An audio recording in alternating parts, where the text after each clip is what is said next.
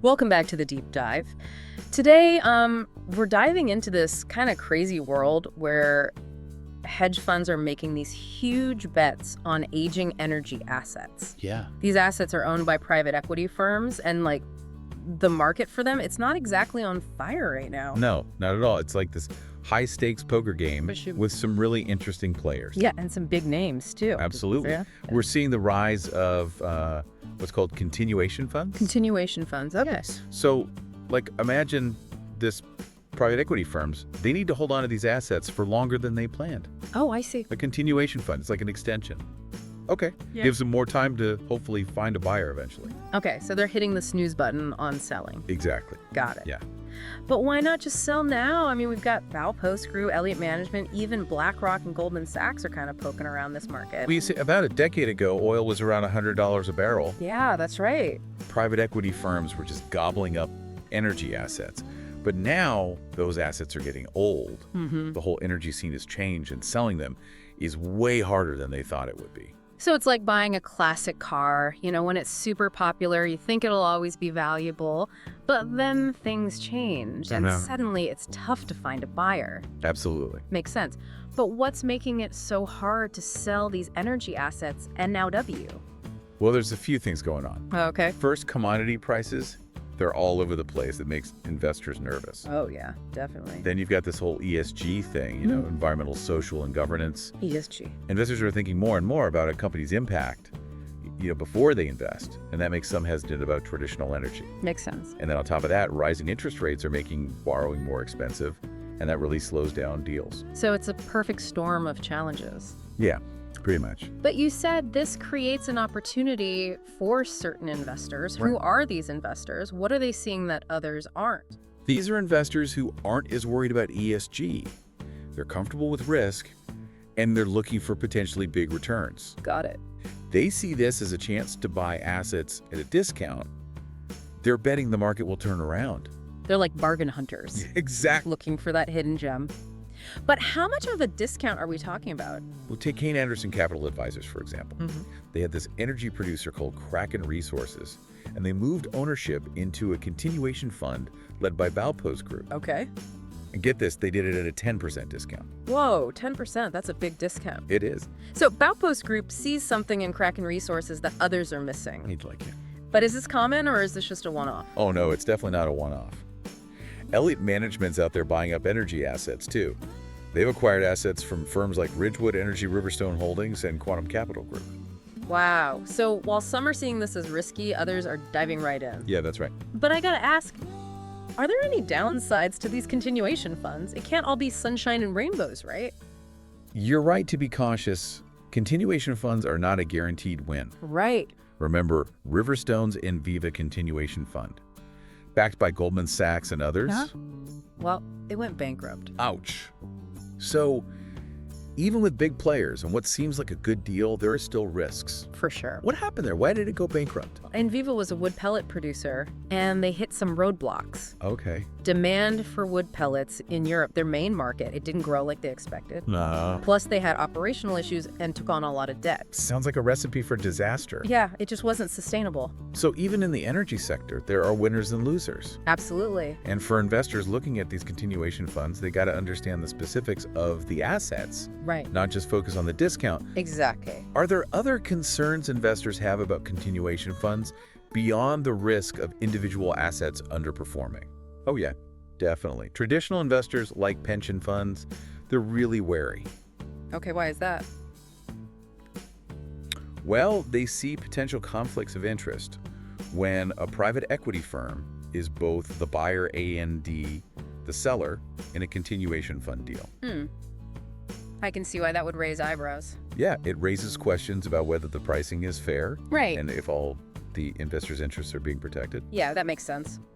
But some people believe the market for these energy assets might improve, Right. making continuation funds less risky. That's the hope. What makes them think the market might turn around? Well, the political landscape is definitely a factor. Oh, how so? With Trump's re-election and his new pro-energy production secretary, there's a feeling that regulations might ease and production could ramp up.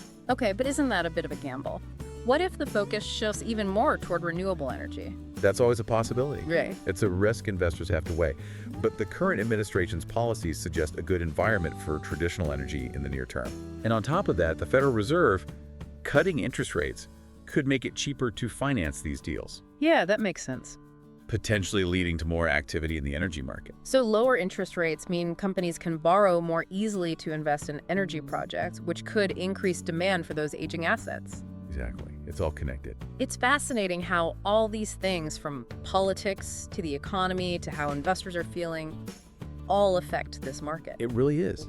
And for those listening, it's important to think about these factors not just as ideas, Right. but as forces that directly affect investment decisions. Absolutely. This isn't just theory. Nope. This is real companies, real jobs, real money at stake. Yeah, the success or failure of these continuation funds, it can impact the entire energy industry. Exactly. And it's not just about the money either. Right. These decisions can affect energy production prices at the pump, even how fast we move to cleaner energy. For sure. You know, this reminds me of something we talked about before. Oh, yeah. What's that? Remember those distressed debt investors? Sometimes called vulture investors. Oh, yeah. Those who swooped in during tough times, bought up assets cheap that others were too scared to touch. Exactly. While the term might sound bad, they often helped restructure companies, brought in capital, sometimes even saved businesses. Interesting. It's kind of similar. Are these hedge funds and opportunistic investors in energy today doing the same thing? Are they helping struggling companies or just taking advantage of a down market? That's a great question. It's probably a bit of both. Yeah, probably. There's definitely opportunism, but they could also help reshape the energy landscape. As the world tries to shift to cleaner energy, Exactly. it's like a battle of giants playing out on a global stage, and we're watching it happen. And the outcome, no one knows for sure. Right. Will continuation funds become the norm in the energy industry, or will they fade away as things stabilize? Tough to say. Yeah, but one thing's clear, this whole trend shows how the energy sector is changing, how private capital is getting more involved, and how everyone's constantly looking for returns in a world that's full of risk and opportunity. Couldn't have said it better myself. It reminds us that even in a well-established industry like energy, there's always room for disruption, innovation, and of course, financial maneuvering. Absolutely. So for those listening, what are your thoughts on all of this? Yeah, what stands out to you? What could this mean for the energy sector, for private equity, for the global economy as a whole? These are all important things to think about. Because understanding what's happening in this specific market can help us understand the bigger trends shaping the world around us. Exactly. Sometimes the most interesting stories are right there in front of us, just waiting to be discovered. That's so true. And who knows, the answers to those questions might be in the next deal, the next headline, the next twist in this whole financial story. You never know. We've covered a lot today, from how continuation funds work and why these investors are interested, to how it could all affect the energy industry and beyond. It's a lot to take in, but understanding these market trends can give you an advantage. For sure. It's like having a backstage pass to the world of high finance. Exactly. But before we wrap up, I want to leave you with one last thought. Okay.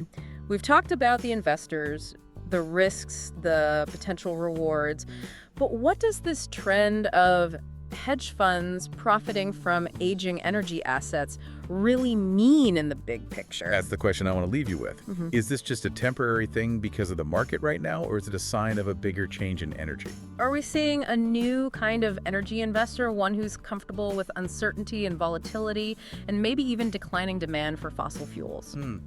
Something to think about. Definitely. Think about what this could mean for the energy industry and for private equity. Yeah. Will we see more partnerships between these investors and energy companies, or will they compete for control of valuable assets? And how will this affect the move towards cleaner energy? Will it speed things up as some investors move away from fossil fuels, or could it slow things down by giving these older assets a second life? These are big questions with no easy answers. But by understanding what's happening in this part of the market, we can better understand the forces shaping the future of energy. And that affects all of us. Absolutely. So as you go about your day, keep this trend in mind. Pay attention to the news, the deals being made, the key players involved. Good advice. Because what's happening in this seemingly small market could have a bigger impact than we realize. It really could. Remember, knowledge is power. By really digging into these complex topics, we can make better decisions and navigate the changing world around us. Absolutely. Thanks for joining us on this deep dive. Yeah, thanks for listening, everyone. We'll be back next time for another fascinating look at what's shaping our world. See ya then.